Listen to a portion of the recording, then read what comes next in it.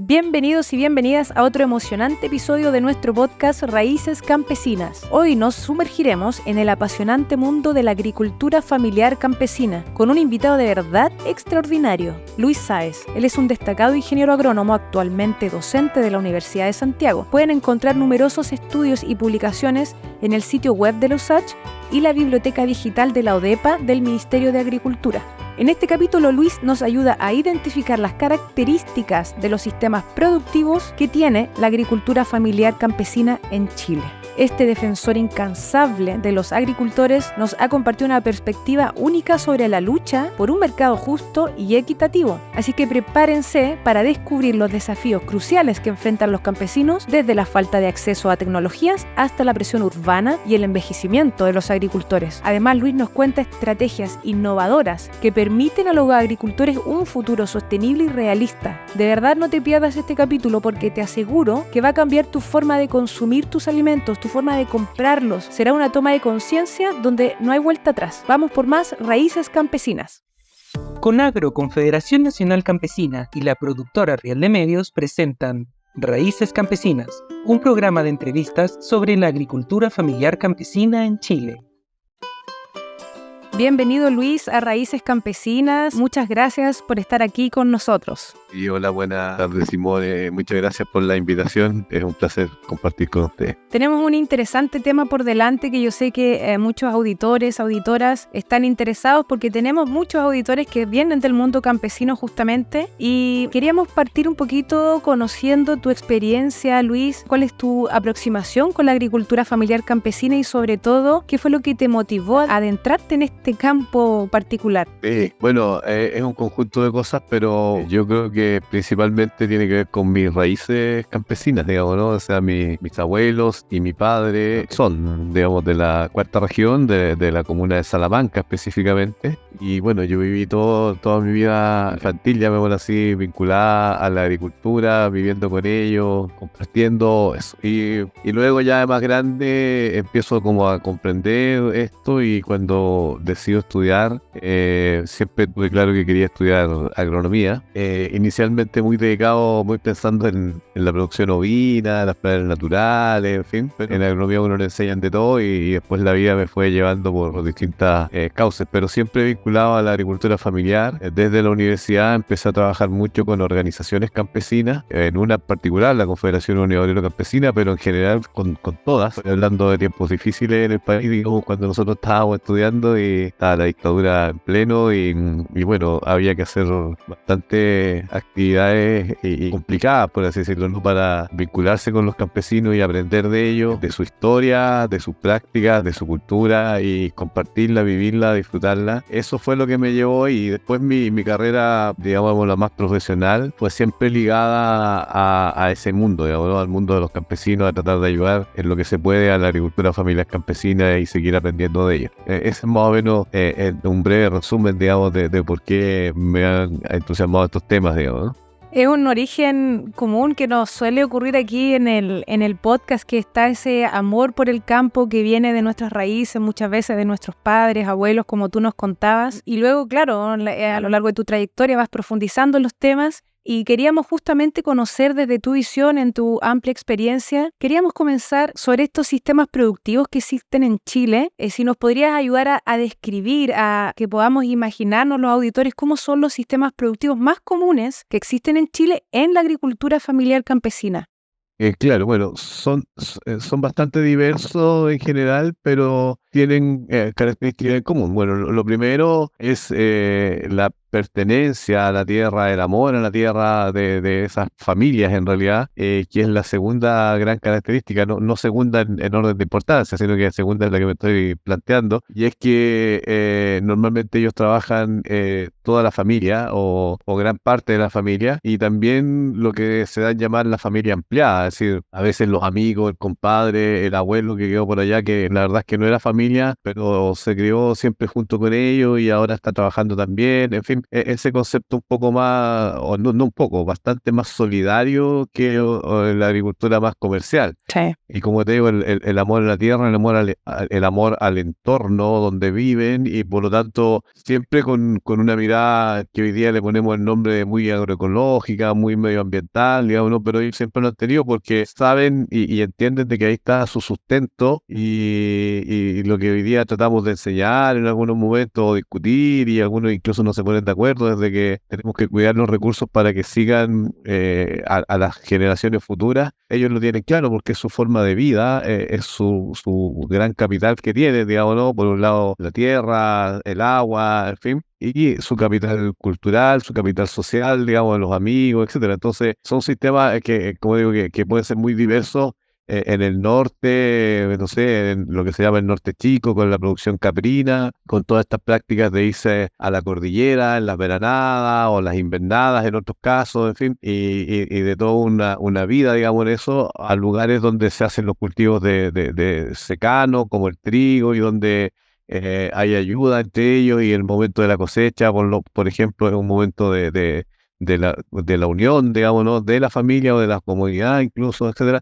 Eso se ha mantenido en general, el cuidar sus semillas, el compartir, digamos, como digo, eso es súper importante. Y en términos ya más técnicos, si uno quisiera, bueno, los cultivos en general se caracterizan por un sistema de producción en el que el propio productor, agricultora, campesino, campesina, digamos, siembran su tierra, preparan su tierra en función de sus prácticas, de sus conocimientos, que son muy válidos, de cuándo va a llover, de cuándo no va a llover, en fin, de muchas de esas conocimientos que ellos tienen, que son muy ricos. Ujú. Hacen sus cultivos, pero la gran característica que tienen es que esos cultivos normalmente están pensados en alimentar a la población, y principalmente a la población nacional, a nuestro país, a nuestro pueblo, digamos, ¿no? Y eso yo creo que es una característica fundamental de sus cultivos.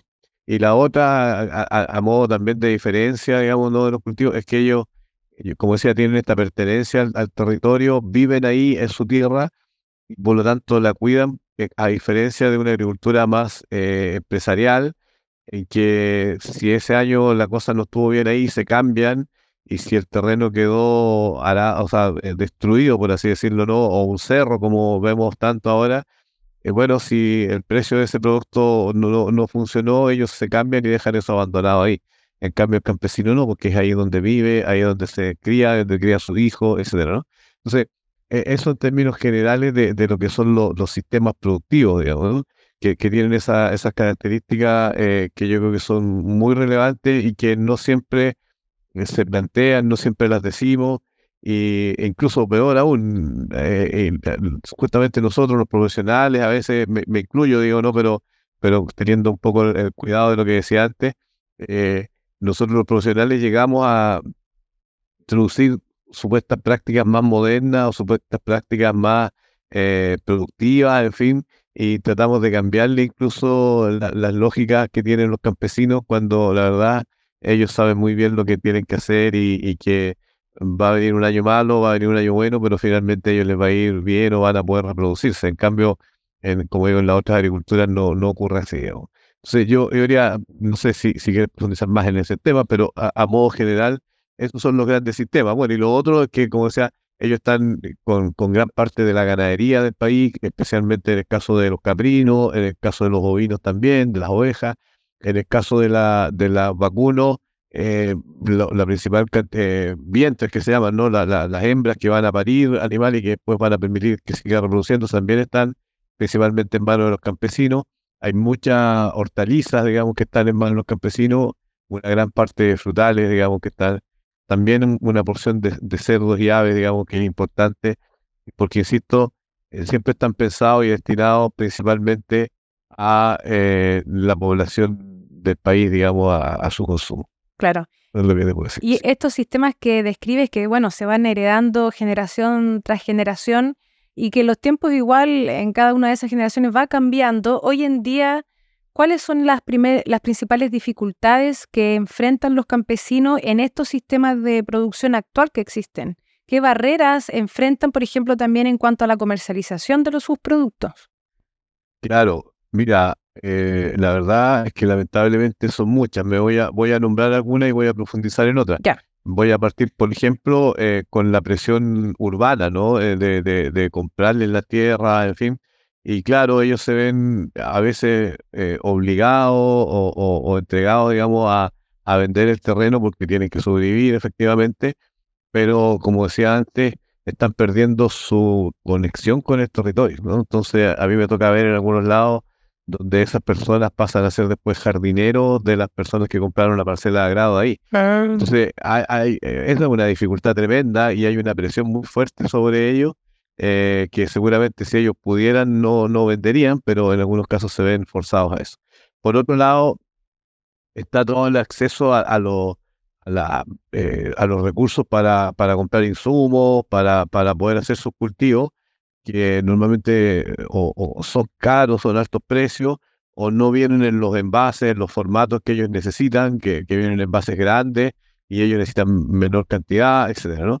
Después está todo lo que es la tecnología en términos del uso de maquinaria, en fin, que también les complica mucho. Entonces, le falta dinero en términos de capital de trabajo, le falta dinero en términos para hacer buenas inversiones.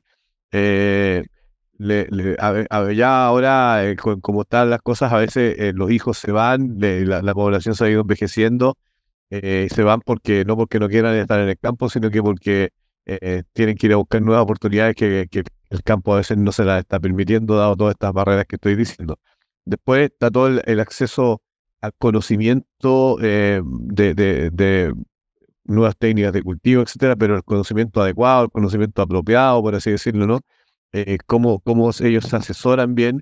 Si bien es cierto, hay instituciones del Estado que dan esos apoyos, obviamente no son suficientes para toda la población campesina. Entonces, ahí hay un gran problema, por así decirlo. Después, ellos están normalmente, podríamos decir, aislados, ¿no? Están ahora, claro, con ciertas tecnologías, hemos acercado un poco más y podemos hablar por celular con ellos en algunos casos, etcétera, pero en general están muy desconectados con la telefonía, con la información y con las carreteras, digamos, ¿no? Entonces, están alejados de los grandes centros de consumo, por así decirlo, y entonces les cuesta más, por así decirlo. Después, las superficies que ellos tienen son relativamente pequeñas y en general los mandamos a trabajar a mercados donde se exigen o se requieren ciertos volúmenes grandes, donde se exigen ciertas autorizaciones sanitarias, por ejemplo, resoluciones, etcétera, que también complica. No puedo dejar de lado el tema del agua. En Chile hay una aberración tremenda con la mercantilización del agua, con la acumulación en algunos de derechos de agua, incluso algunos que no los ocupan. Entonces se les ha negado, se les ha quitado el acceso al agua a los campesinos y por lo tanto dejan de tener opciones de producción. Todo eso, digamos, después se configura con que el acceso al mercado para ellos es dificultoso porque, como decía, por ejemplo, ¿no? Tienen volúmenes pequeños comparados con otras industrias o con otras producciones más comerciales. Por lo tanto, les cuesta más llegar a los mercados o no tienen el acceso por los caminos, por los vehículos, etcétera. Y en esos mercados, además, cuando tienen que ir a mercados mayoristas, por ejemplo, ellos no tienen, llamémoslo así, el conocimiento, los contactos para desempeñarse bien en esos mercados, ¿no? Esos mercados normalmente ocurren fallas de mercado, ¿no? Y hay gente que se colude, por así decirlo, ¿no? Que se ponen de acuerdo y entonces se aprovechan un poco de estas características que tienen estos productores y le hacen que tengan un bajo precio o incluso ellos llegan a perder sus cosechas, digamos, ¿no? Entonces, si bien es cierto, hay ejemplos de algunos de que han podido crear valor con sus productos, procesarlo, hacer algunos arreglos, no es la generalidad, digamos, son casos relativamente pequeños en función, o sea, en comparación con toda la masa de campesinos y campesinas y agricultores familiares que viven en nuestros campos. Sí, son varios temas. Nos encantaría ir profundizando en cada uno de ellos. Nosotros en algún momento entrevistamos a un campesino, por ejemplo, que nos daba cuenta de muchos de estos temas que tú vas enunciando. Por ejemplo, esto de las tierras pequeñas, nos contaba que, no sé, su padre tenía tantas hectáreas, pero en la medida que se van heredando, también las tierras se van achicando y ya hoy en día esas 10.000 hectáreas ya era solo 1 hectárea o media hectárea y justamente los volúmenes ya no son atractivos para comercializar, o esta presión urbana de la que tú hablas, que me imagino tiene que ver con la presión inmobiliaria. Hemos visto Claro. en Lampa, por ejemplo, muchos campesinos que han tenido que vender sus terrenos y hoy en día hay edificaciones de condominio.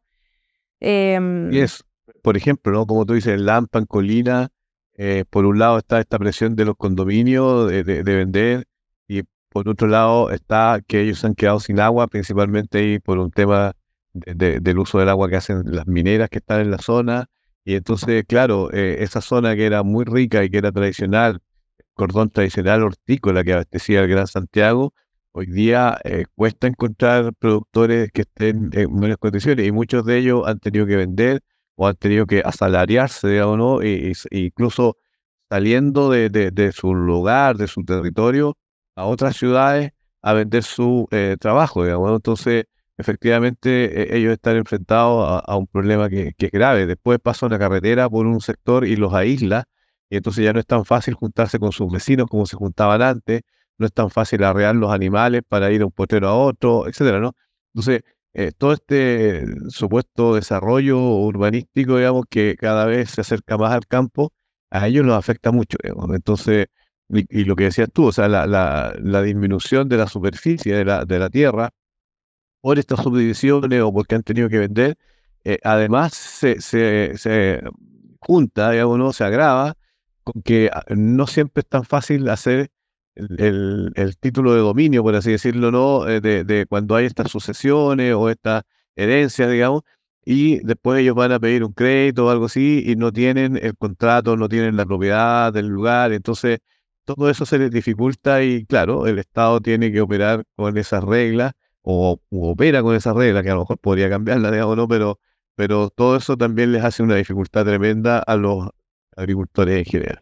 Y esto va impactando justamente en este concepto de agricultura familiar campesina que nos contaba, por ejemplo, este mismo campesino que él invitó a su hija a trabajar con él, tratar de sacar el campo adelante y que ella, con los conocimientos que tuviera en redes sociales, pudieran hacer un emprendimiento en conjunto.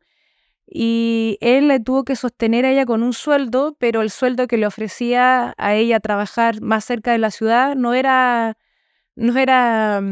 compatible, no eran empatables. Entonces, finalmente, por ejemplo, muchos hijos así optan por irse porque tienen un ingreso distinto y este concepto que nos hablabas al inicio de trabajar con la familia y la familia ampliada se va de alguna forma desvaneciendo. Así es, eso ocurre, y bueno, ahí estamos justamente en otro tema, en otro nivel de estos temas, y es que en general estamos muy preocupados de que los productores están envejeciendo, que no están habiendo continuidad, digamos, en la familia, en la generación, digamos, trabajando en el campo. Eso hace que la ciudad en algún momento va a tener menos alimento, de hecho ya a veces ocurre, digamos, ¿no? Y eso es grave con los temas de inseguridad alimentaria, digamos, que estamos viviendo.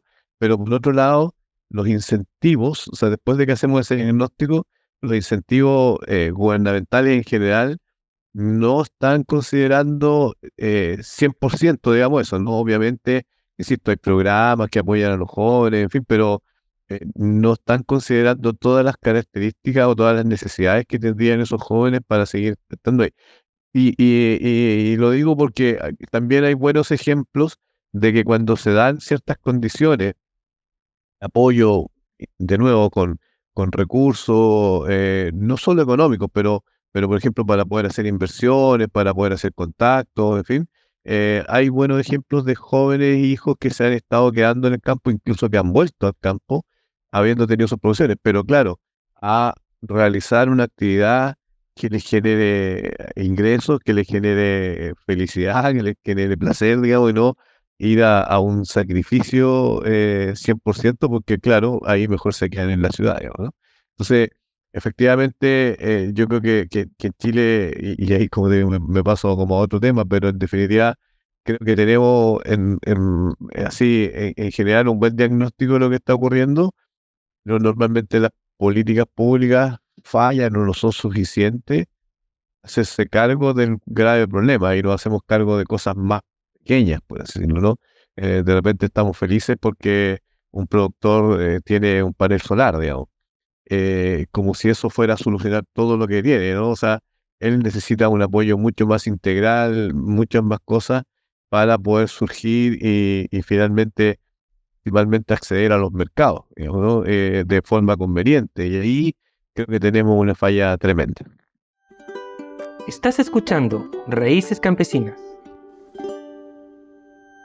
Bienvenidos a nuestro curso de sindicalismo, una oportunidad para transformar el futuro de las comunidades rurales en Chile. Un curso simple y sencillo, diseñado específicamente para el mundo campesino. En este curso conocerás sobre derechos fundamentales del sindicalismo, la historia y fundamentos del movimiento campesino. También aprenderás los beneficios de la orgánica sindical, federativa y confederativa y un paso a paso de cómo formar un sindicato. De forma especial verás un módulo dedicado al tema de mujeres y diversidad en el mundo agrario campesino. Si deseas profundizar en estos temas, te invitamos a inscribirte. Todo el material estará disponible permanentemente en nuestra página web. Y eso no es todo. Accederás al material de descarga, como un manual de sindicalismo digital, ejemplos de estatutos, así como enlaces a recursos en línea. ¿Estás listo para unirte a este viaje educativo? Inscríbete y comencemos juntos a descubrir el sindicalismo campesino.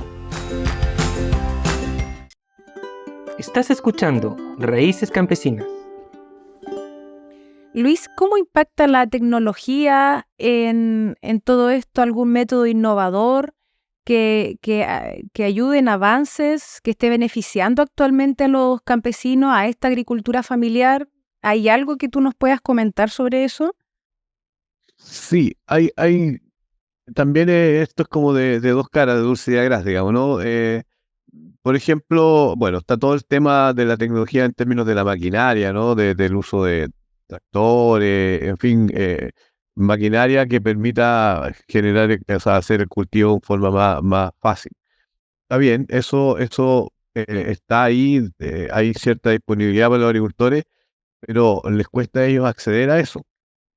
Pues hay toda una tecnología en términos que ha ayudado a algunos en términos del riego, por ejemplo, ¿no? Del manejo del riego, por ejemplo, el riego tecnificado, que se permite regar en forma relativamente automática, o la distribución de las aguas, en términos de que las compuertas pueden abrir o no, pueden medir, etcétera. Así, también se ha estado incluyendo lentamente todo el uso de los drones para aplicar, pero insisto, estas tecnologías sí apoyan, sí ayudan en algunos casos, pero al mismo tiempo no llegan a todos los campesinos, no llegan a un gran número de ellos y cuesta mucho que lleguen porque son tecnologías pensadas para la otra agricultura, para la gran agricultura, no pensadas para los propios campesinos. Lo que se hace es tratar de adaptarlas, tratar de que ellos las asuman, las pongan a funcionar, pero no todos pueden tener acceso a ello.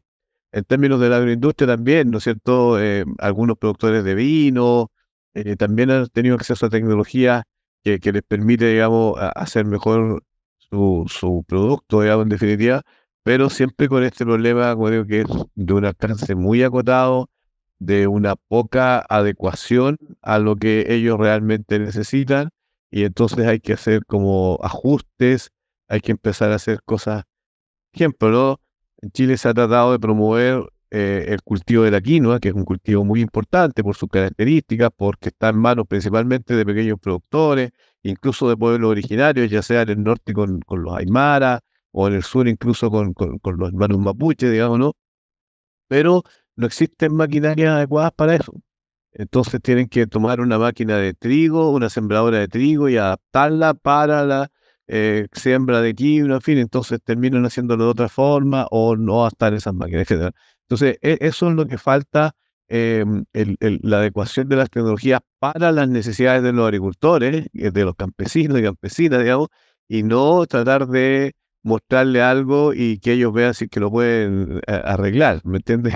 Entonces, yo creo que eso nos pasa mucho en Chile, por lo menos, digamos, y bueno, y en algunos países también me ha tocado ver ese mismo problema, ¿no? Que en el fondo como que no son atractivos para un mercado que le ofrezca tecnología, y ahí es donde de nuevo el Estado tendría que subsidiar o tendría que apoyar eso para fomentar que sí se hagan desarrollos en función de ello, digamos. Son tremendos desafíos que va teniendo este pequeño agricultor desde el conocimiento de la tierra, ¿no es cierto? Y ahora también tiene que tener de tecnología y sobre todo de comercialización, relacionarse con el mercado. Y para ir entrando en ese tema, Luis, tú ya lo has ido mencionando a lo largo de esta conversación, pero ¿cómo es la interacción que tiene el campesino, pequeño campesino, digamos, con los mercados locales y nacionales a lo largo de las regiones? ¿Cómo es esa relación? Y también cómo podría comenzar algunas luces a beneficiarse. Sí, claro, es un tema que a mí me entusiasma mucho, ¿no? Al cual me he dedicado mucho tiempo. Y claro, de nuevo tengo una visión de lo que ocurre más o menos, y una visión crítica, ¿no? Y voy a partir por lo primero, ¿no? O sea, lo que ocurre normalmente es que los productores, por las distintas condiciones que decía yo, por sus volúmenes bajos, por las distancias a las que están, por los recursos que tienen, en fin, no, en general no acceden directamente a los mercados, sino que más bien acceden a través de intermediarios o los conocidos conchenchos, digamos, en el campo, y que nosotros le hemos llamado intermediarios tradicionales, para diferenciarlos de algo que voy a hablar después, que nosotros hemos planteado algo así como un intermediario equitativo. Pero el intermediario tradicional es aquel, en definitiva, casi siempre en este sistema económico en el que vivimos, traspasa el riesgo al otro, ¿no? Y en este caso el otro es el campesino, la campesina, el agricultor, digamos, ¿no?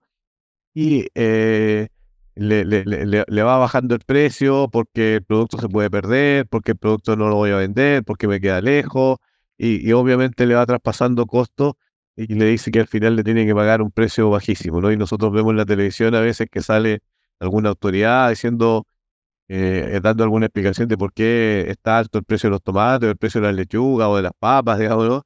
Y los campesinos en otro lado están diciendo, a nosotros nos pagan un precio muy bajo. Entonces, ellos acceden en general por estas características en forma muy asimétrica, muy desigual a estas negociaciones. La verdad es que no tienen capacidad de opciones de negociar de buena forma para acceder a los mercados. Insisto, siempre hay algunas excepciones, digamos, ¿no? De algunos agricultores que se han logrado organizar, de algunas organizaciones que han apoyado o que apoyan a sus agricultores y hacen comercializaciones un poco más exitosas, pero en la generalidad no hay opciones.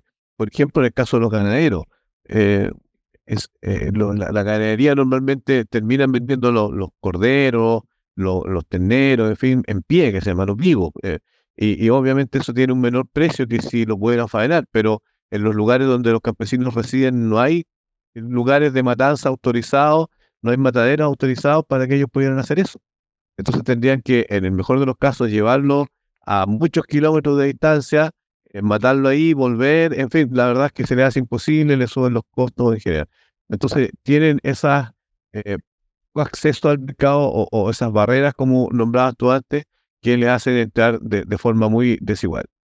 Tú con eso, decía yo, nosotros, y yo se lo digo siempre a nuestros estudiantes, en fin, tenemos que hacer un mea culpa, tenemos que decir, ¿sabes qué? Es vergonzoso para los profesionales, para las autoridades, de que yo por lo menos tengo memoria, no sé, o podríamos decir, mire, en los últimos 50 años, uno conversa con los campesinos y le pregunta cuáles son sus problemas. Bueno, uno, el problema es el acceso a la capacitación, acceso a los recursos financieros y la comercialización. Y la comercialización sale en todos los lados. Y eso quiere decir, en más de 50 años, los profesionales que hemos estudiado esto no hemos sido capaces de solucionar el problema de la comercialización, porque sigue estando ahí. Y eso se explica al menos por dos razones. Una es que vivimos en un sistema de una economía hegemónica, digamos, de libre mercado, que no favorece a los campesinos, porque que para ser exitoso en ese sistema económico en el que vivimos actualmente, de la desconfianza, de los grandes volúmenes, de que hay que hacer economía de escala, de que hay que, en fin, de todas esas cosas que están ahí, de que hay que ponerle sellos que son caros, certificaciones que son caras, etcétera. bueno, son todas aquellas características que los campesinos no tienen. Claro. Decimos, mire, para que a usted le vaya bien, tiene que cumplir con todo lo que usted no tiene. Entonces, es muy difícil. Y nosotros seguimos, en general, hablo, ¿no? Yo trato de salirme de eso, pero me hago cargo también. En general, seguimos insistiendo en que ellos tienen que acceder a esos mercados. Entonces, le decimos ya así como primera gran cosa, usted tiene que ir a mercados mayoristas. Después, usted tiene que ir, no sé, al supermercado. Usted tiene que exportar. Esos son los mensajes que le decimos nosotros. O le decimos, mire usted, yo estoy en desacuerdo con el concepto, pero lo voy a usar igual porque se entiende.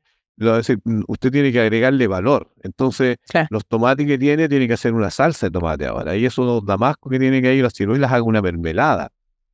Junto con eso, después le digo, bueno, pero para hacer eso necesita una resolución sanitaria. Y la resolución sanitaria requiere un alcantarillado y agua potable. Y usted está en el campo donde eso no existe. Entonces, le damos soluciones las cuales que sabemos a priori ellos no las van a poder cumplir. Es como que me digan a mí, mire, usted para cruzar el otro lado del río tiene que nadar, usted no sabe nadar, digamos, ¿no? Y no va a poder nadar, o le va a ser muy difícil nadar. Entonces, eso es una culpa que yo creo que los profesionales tenemos, y tenemos que hacernos cargo porque le seguimos ofreciendo cosas a estos campesinos, le seguimos ofreciendo soluciones, por así decirlo, que sabiendo que a ellos les queda muy difícil o que nunca las van a poder cumplir, ¿ya? Insisto, en algunos casos se asocian, en fin, y se arreglan eso, pero son casos muy particulares. Ahora, dicho eso, entonces la pregunta que viene, bueno, entonces, ¿qué? Claro. Ahí yo creo que está lo que tú nombrabas.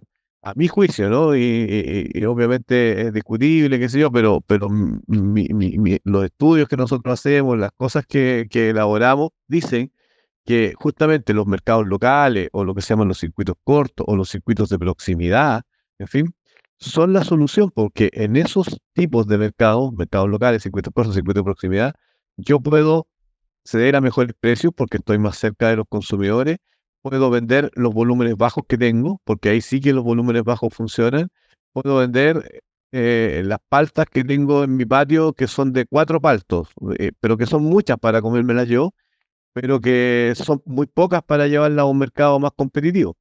Puedo vender la selga que tengo por ahí en la huerta y que no alcanzo a comer en la casa, aunque se la regale a todos los familiares, digamos, pero que si la llevo al mercado local, sí me la puedo vender en menor volumen.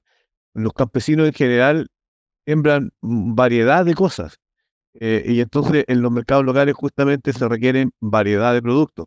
En cambio, cuando nosotros los llevamos a una agricultura un poco más convencional, más productiva, más empresarial, llamémoslo así, normalmente le enseñamos el monocultivo, porque usted tiene que producir altos volúmenes a llegar en forma competitiva a este mercado. Y cuando le decimos que produzca altos volúmenes, lo estamos obligando a ir a estos mercados mayoristas o a estos mercados a través de intermediarios. Sabemos que le va a ir mal, ¿me entiendes? Entonces, Claro. le damos una solución que ya sabemos que no le va a servir.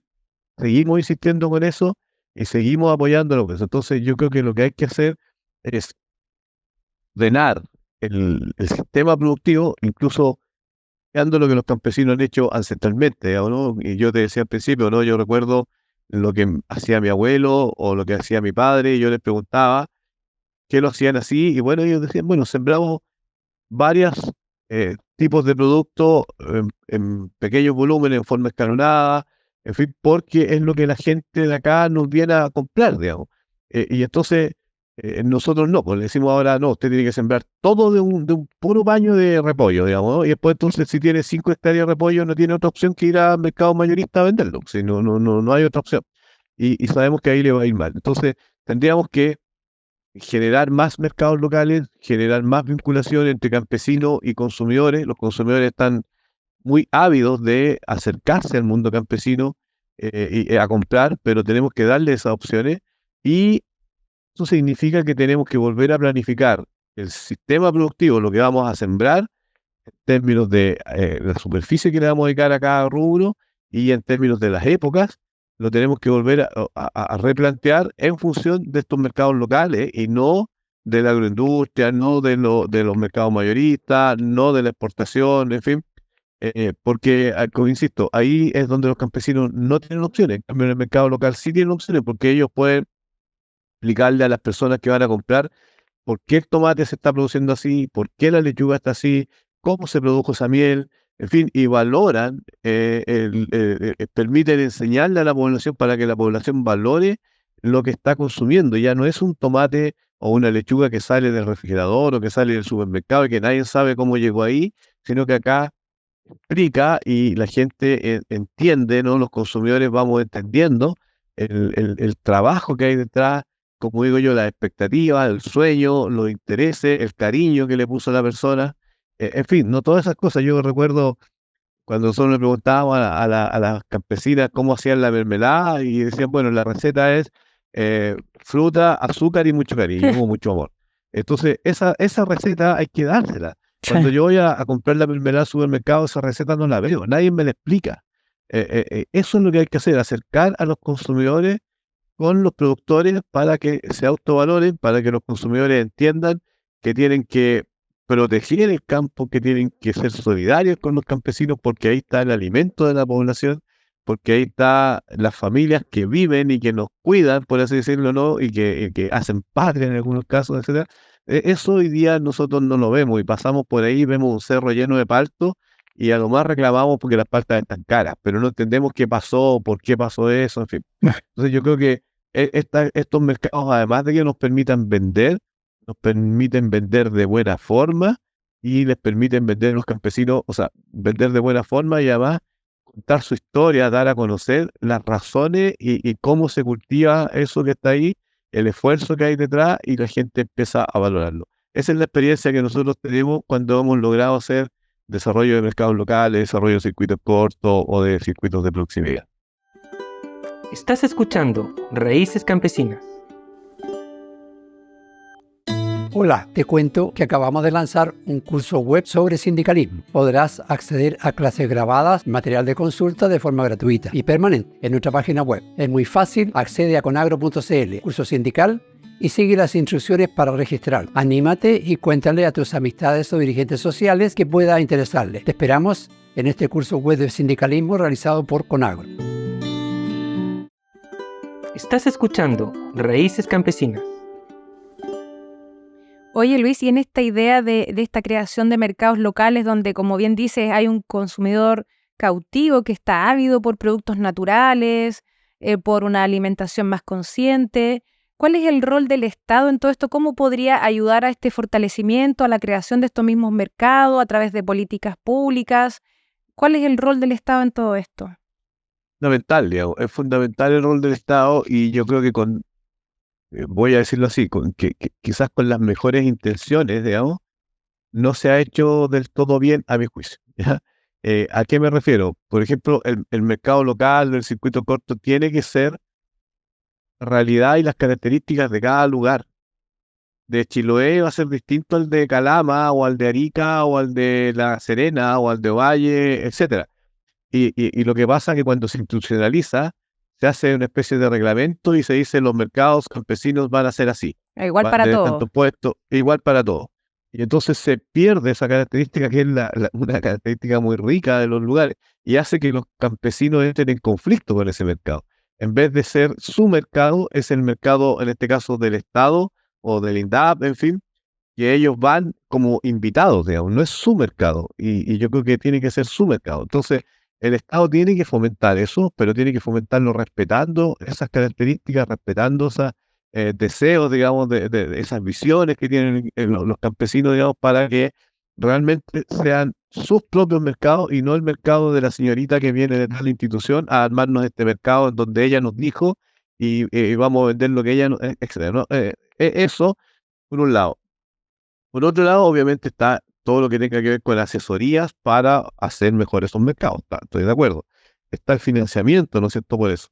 Pero además, una cosa que es súper importante, creo yo, y que en general en Chile, dado este sistema único que tenemos de economía, el Estado en los distintos gobiernos que han habido se resiste con una especie de miedo, de no sé cómo decirlo, en que el Estado no puede intervenir, por así decirlo, en estos mercados. Yo creo que sí el Estado puede intervenir. De hecho, hace, digamos, ¿no? En Chile tenemos el ejemplo de Cotriza, que es esta institución que compra trigo, por así decirlo, que es un poder comprador de trigo, y que el Estado va a comprar parte de ese trigo de los campesinos y permite regular el precio. Acá, en estos mercados, el Estado tendría que ir a subsidiar o a regular cosas. Por ejemplo, hacer un mercado en algún lugar puede ser caro o puede ser poco conveniente. Yo digo, por ejemplo, la persona que vive a tantos kilómetros de la plaza del pueblo, bueno, ese traslado en vehículo, porque va a trasladar bajos volúmenes, que sé yo, le puede salir caro. Bueno, ¿por qué no se subsidia eso? En vez de subsidiar un delantal, un gorro o una cenefa, digamos, para el local, ¿por qué no financio esas cosas que influyen en los costos? Fija, entonces, ahí yo creo que efectivamente el Estado tiene que ser un poco más agresivo, más creativo y empezar a aportar en aquellas cosas donde realmente está el problema y no, como por ejemplo, ¿no? Este fondo para fomentar las ferias, que es muy interesante, que es muy bueno, que se creó en el primer gobierno de Bachelet, digamos, ¿no? Y que permitió modernizar las ferias, pero después ya se sigue repitiendo y entonces ya tienen toldo y tienen 2 toldos y tienen 3 toldos y el otro año postulan y le dan un toldo de nuevo, ¿no? Entonces, y el problema no es el toldo, el problema es la comercialización, el traslado, la caja, en fin, que el embalaje, etcétera, ¿no? Entonces, ahí se pierde un poco el focalizar la ayuda a aquello que me permita funcionar mejor en el mercado. Eso yo creo que le pasa al Estado. Y también, como te digo, esto ya casi es pecado venial en este sistema económico, pero insisto, existe en Chile Cotriza, existe en otras instancias, eh, y es el Estado como poder comprador. Y no solo estoy hablando de las compras públicas como tal, de la venta Junaem, etcétera, sino que el Estado como comprador. Por ejemplo, yo digo, bueno, si hubo una inundación, y el agricultor perdió la mitad de sus lechugas y la otra mitad las va a tener que rastrear porque quedaron sucias, porque quedaron... ¿Por qué el Estado no va a comprar esas lechugas y por último las regala en los sectores más vulnerables? Claro. O vende a poco precio, o le da financiamiento al campesino para que pague la mano de obra. Cuando uno escucha, ¿no es cierto?, los campesinos dicen, mire, el precio de tal producto, de las papas, de los tomates, está tan bajo que no me conviene pagar mano de obra porque me sale más caro cosecharla. Bueno, y ahí ¿qué es lo que estamos haciendo? Perdiendo el alimento, digamos, ¿no? Y en otro tema, pero perdiendo el alimento. ¿Y por qué el Estado no financia entonces esa fecha, por ejemplo, esa mano de obra para la cosecha y el campesino que la pueda vender a precios bajos, etcétera, ¿no? Entonces, yo creo que falta más creatividad, más agresividad en eso y normalmente todos los apoyos que se dan terminan siendo, como digo yo, muy agronómicos, muy al sector productivo y no hacia el gran problema que es la comercialización. Luis, en estas ideas o oportunidades que tendría el Estado para aportar a la agricultura familiar campesina, ¿cuáles son algunas tendencias que tú ves que den esperanza, que se estén dando aquí o en otro lado, que tú ves que pudieran funcionar? Hay muchas que quizás son las que un poco comentaste, pero algunas que ya se esté dando. A ver, yo creo que, o sea, que lo más cercano a lo que ya se esté dando son ciertos apoyos a la creación de mercados campesinos, con esta dificultad que te decía yo, ¿no? Que se Sí. institucionaliza y más que vender los productos campesinos, se vende la institución que está financiando esos mercados. Pero eso es un avance, digamos, eso es un avance. El otro avance es lo que se está trabajando de fomentar las compras públicas, ¿no? Estas compras del Estado hacia la agricultura, priorizando o dándole un plus a que se compre de la agricultura. Pero de nuevo ahí, ¿no es cierto?, se da la normativa, pero falta después la cosa más operativa. Es decir, si yo quiero que los campesinos vendan la Junaep, por ejemplo, ¿no?, alimentos para los jóvenes, para los niños en los colegios, bueno, tengo que apoyar entonces al campesino en cómo hacer eso más eficiente y no con las mismas reglas que antes tenía o las mismas apoyos que tenía para que ese campesino fuera a vender al supermercado, ir a apoyarlo con lo mismo para vender a la Junaep. No, son dos mercados distintos. Claro. Entonces, ahí es donde tenemos las fallas, pero efectivamente hay visos, digamos, de esos apoyos que se pueden dar. También hay un tema importante, digamos, ¿no? Que se está dando, por ejemplo, con hacer más lugares de salas de proceso, por ejemplo, eh, ¿cómo se llama? Bodega, en fin.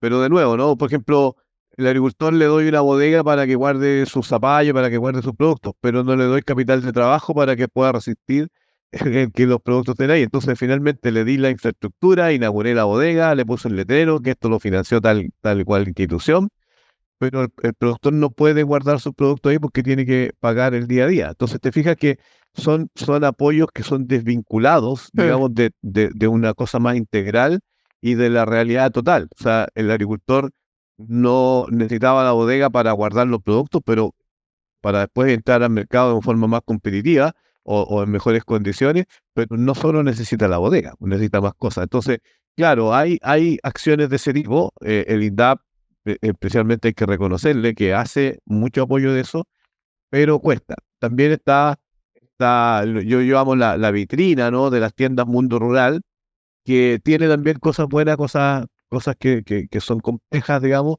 pero que permite dar a conocer los productos de los campesinos, en fin, pero también falta mucho más desarrollo de eso, falta más capacitación para que los productos lleguen de buena forma, en fin, ¿no? Yo creo que por ahí. Ahora, y en otros países, o sea, hay varios ejemplos. Yo soy muy fanático de algo que ocurre en Francia, que me tocó conocerlo y vivirlo, y la sigla es la AMAP, que es como una especie de apoyo a la agricultura campesina, digámoslo así, ¿no? Y en simple, muy en simple, es los campesinos que quieren participar de este concepto de AMAP se capacitan. Y ahora voy a ir a un mercado. ¿Cuál es ese mercado? Ese campesino que se capacita 2, 3 meses, digamos, está en una capacitación para ordenar su producción, para saber atender a los clientes, se le, se le junta, por así decirlo, entre 40 y 60 familias.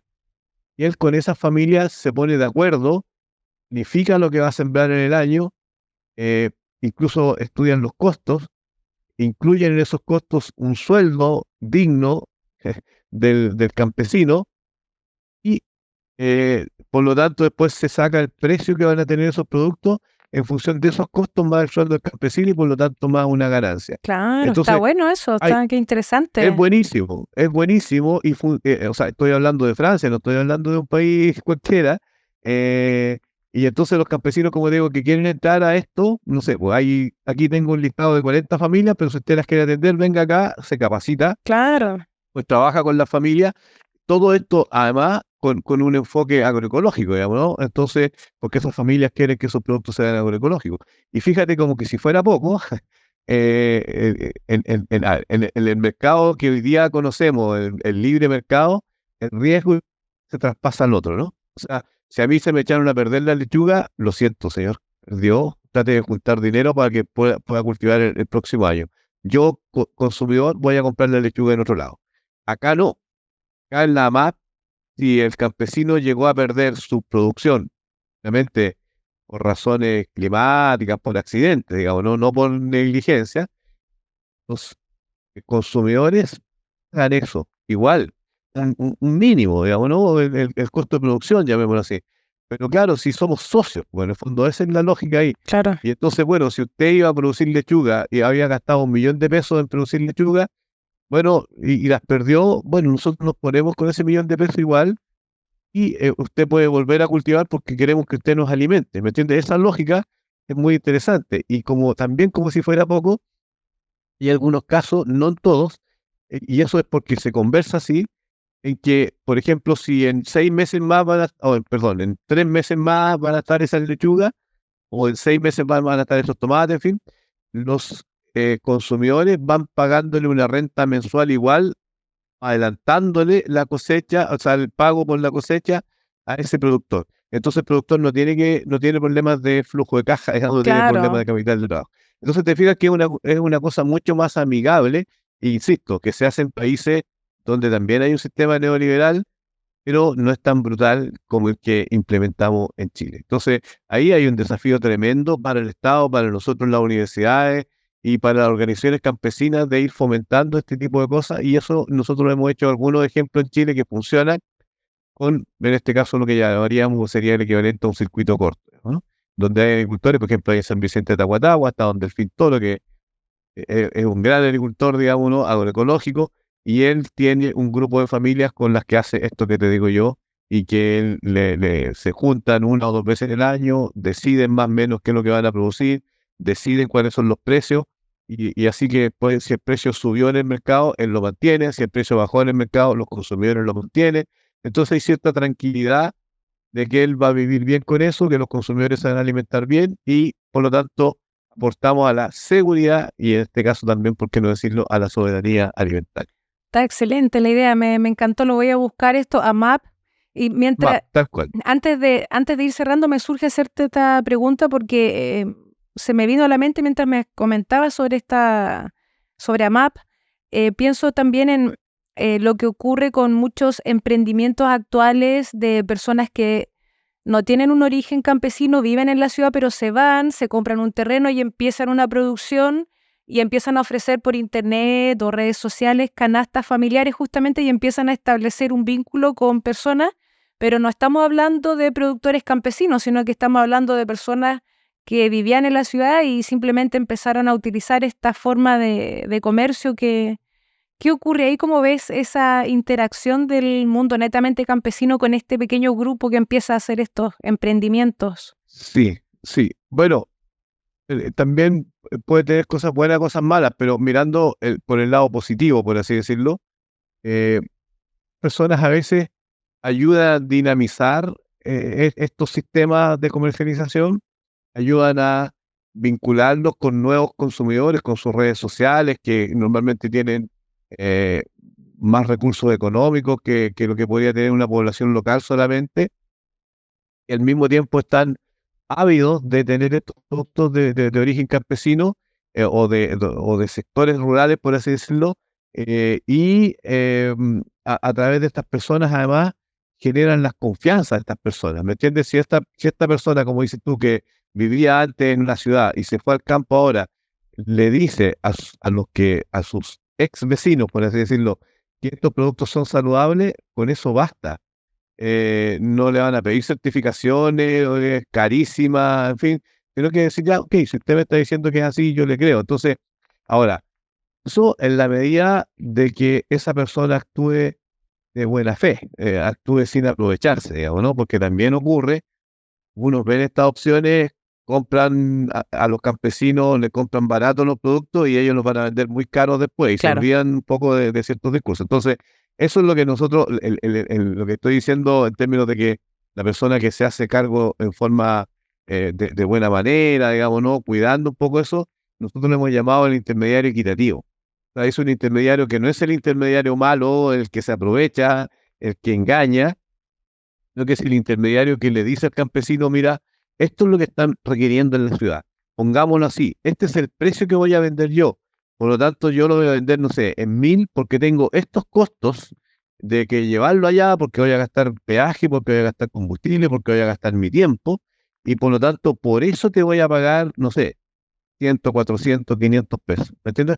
Y los consumidores también saben, se le está pagando al campesino 300, 400 pesos y ellos están pagando 1000 porque hay un costo entre medio, por ejemplo, ¿no? Entonces, nosotros también tratamos de promover eso. Obviamente no tenemos todas las fuerzas para hacerlo en cada lugar, pero nosotros intentamos de que existan estos intermediarios equitativos. Entonces, estas personas que nombras tú tienen de repente más recursos, en términos que tienen un vehículo, que tienen más contacto, que pueden tener incluso un poco más de dinero y, en fin, podrían ayudar a esta acción. Si ellos van a ir a aprovecharse, obviamente va a ser totalmente nefasto. Por eso te decía que depende de cómo se plantea. Y de nuevo, ahí el Estado podría tener un rol de apoyar a esas personas, pero con esas condiciones, ¿me entiendes? Claro. Hay otra cosa que yo siempre digo, yo trabajo mucho también con las ferias libres, en fin. Yo le digo a los feriantes: ustedes tienen que seguir mejorando la feria, pero no cualquier feria.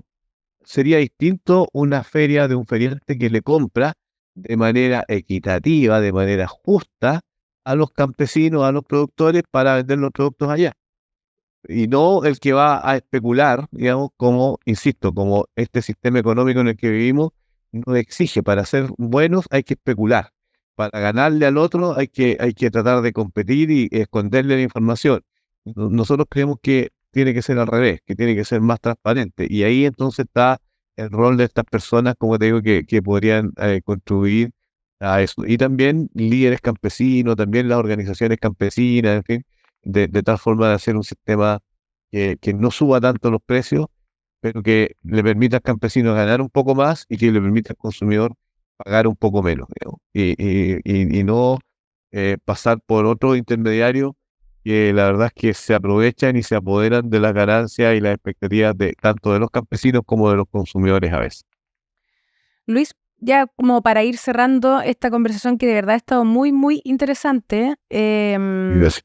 alguno, no sé si consejo llamarlo o reflexión que pudieras entregarnos, que muchos van a poder ir haciéndolas por sí mismos, pero que venga de ti, a quienes estén interesados justamente en apoyar la agricultura familiar campesina, trabajar junto a ellos, ¿qué pudieras compartirnos para incentivar a acercarnos más a este modelo de agricultura? Sí, mira, un par de cosas, digamos. Primero, es decir que en la agricultura familiar campesina, los campesinos, las campesinas, la agricultura familiar en general, son los que nos están alimentando. Y el alimento tenemos que tenerlo todos los días y tenemos que valorar y respetar a esas personas, cuidarlas y aprender a quererlas, digamos, ¿no? Yo, en mi caso, digamos, soy feliz cuando estoy con los campesinos, cuando comparto con ellos, cuando me brindan algo, cuando me tratan de amigo, por así decirlo, ¿no? Entonces, efectivamente, los campesinos en general son personas muy nobles y que están cumpliendo una labor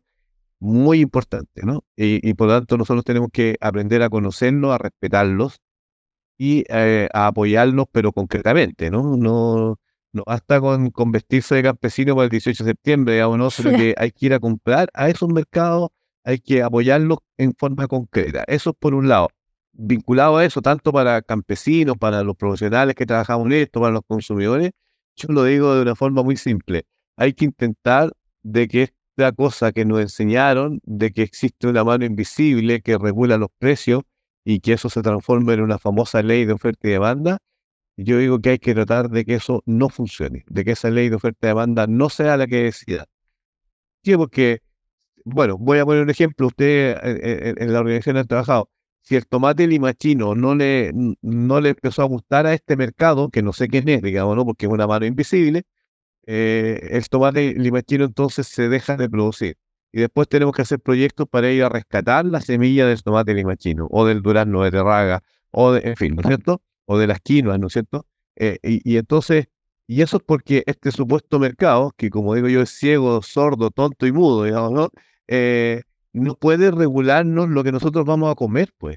Tenemos que nosotros saber. Entonces, tenemos que conversar las personas, ponerle rostro a lo que estamos haciendo, ponerle rostro a ese tomate, ponerle rostro a la lechuga, ponerle rostro a la beterraga, etcétera, porque hay personas que tienen expectativas, que tienen intereses, que tienen familias, en fin, que están ahí, y hay consumidores que también tienen intereses, tienen familias, quieren, en fin. ¿Por qué no conversan entre ellos en vez de hacer esta cosa de que subió el precio? ¿Por qué? Porque había poca oferta.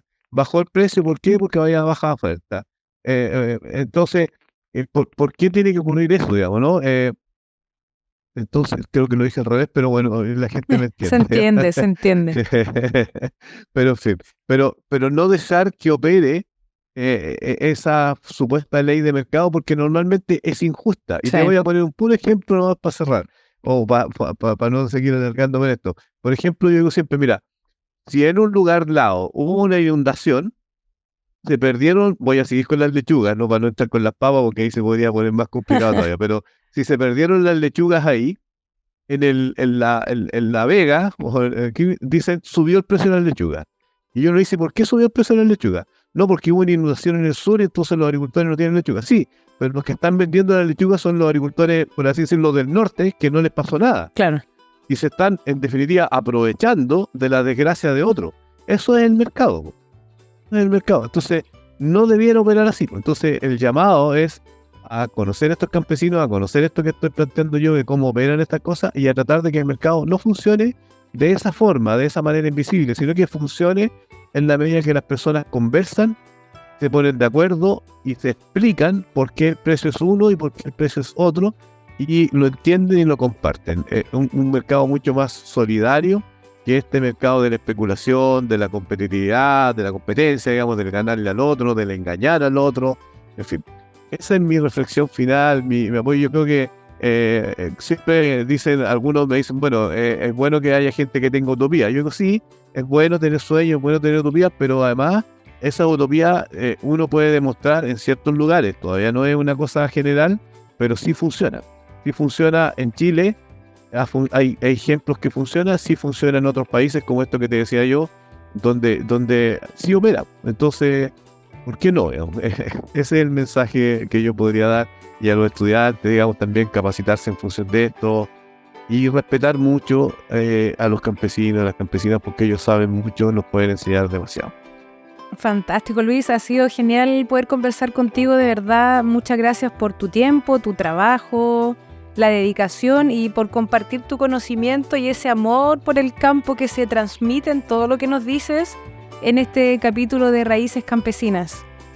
Gracias a ustedes por la oportunidad, y es bueno seguir difundiendo esto porque hay mucho trabajo que hacer, hay que dar a conocer estas cosas y a veces no las visibilizamos suficiente, y cuando las decimos la gente le toma sentido. Así que muchas gracias a ustedes por la oportunidad. Muchas gracias, Luis. Un abrazo grande. Chao, chao. Bien, chao, que estén bien. Raíces Campesinas, un programa de entrevistas sobre la agricultura familiar campesina en Chile. Raíces Campesinas es un podcast producido por Conagro, Confederación Nacional Campesina, y la productora Riel de Medios, Comunicando Trabajadores. Este programa fue realizado con el apoyo de Cercotec.